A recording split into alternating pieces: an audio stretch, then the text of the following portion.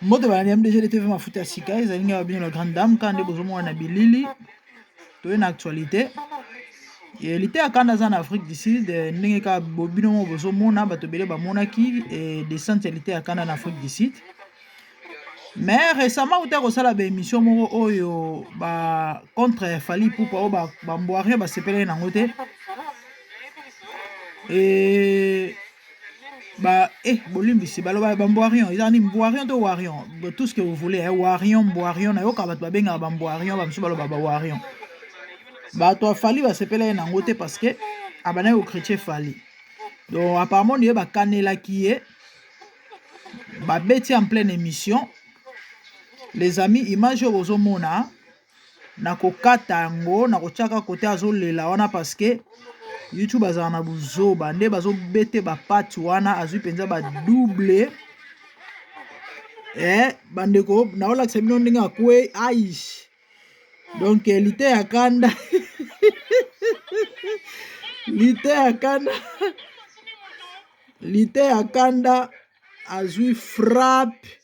les amis naolekisa émission oyo YouTube azala na buzoba ndenge ka moni bongo ya komo violence donc naolekisa et puis voilà donc bino bomoni kanda azwi bapati et puis azolela YouTube azala na buzoba na boye koma ono na chaki violence na chaîne YouTube alingani ba mambo te ya babitumba ba mambo basomo ba mambo bakobeta YouTube alingana ngo te yango moni na kati image bandeko na kati image wana mama yeko consoler ye au fait asalaki émission mo récemment ba sepela na ngote ba wario ba sepela na ngote et on a profité pe na pesa ndeko conseil c'est vrai aza comédien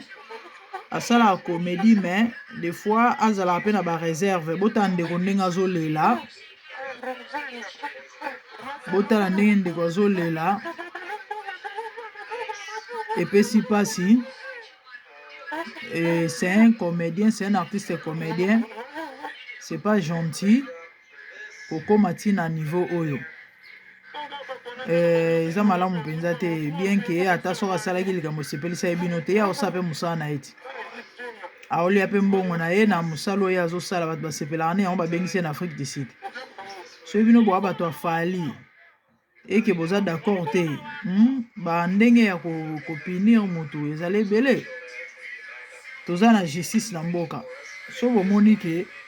eza illégal bofundi ye na justice bokesamba ke moto aye mpenza voyage na ye boye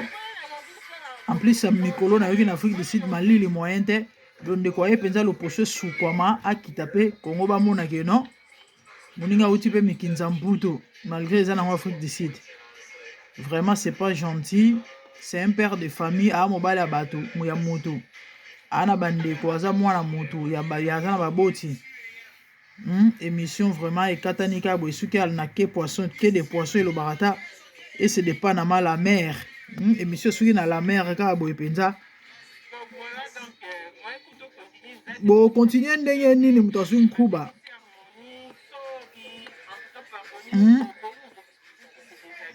nkuba boye mpenza bo continue ndenge nini do mamu yo koperaka na baganki bakobetaka babenga bango banani baartiste oyo bautaka Congo yandi mosi mpe babetaka mpe bakombataka na émission ya mamu yandi mosi babetaka ye mpe ka na émission ya mamu sikoyo lite akanda so baye kobeta ye na émission ya mamu ata bino moko ezalaka c'est pas gentil quand même c'est pas gentil de sikoyo yo mamu yo musano ka yango oyo kobetisaka bato kobetisaka baartiste vraiment bakokana elo ya mamu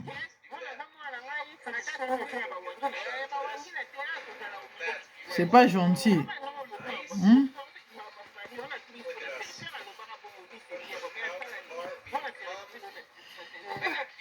ndeko bongisa ntango osala émission mpona koevite baproblème na badire na yo yango mpe mosu ekomo créelo baproblème okotaka boloko otala lelo susu baye kobeto na Afrique du Sud. Les amis, c'était ça. Abonnez-vous massivement c'est MDG de TV Mafuta ya Sika kana cadre actualité pour na koyela bino basango nzamba pambola bino namoni mbala ya nsima de bonnes choses à vous. Merci, au revoir.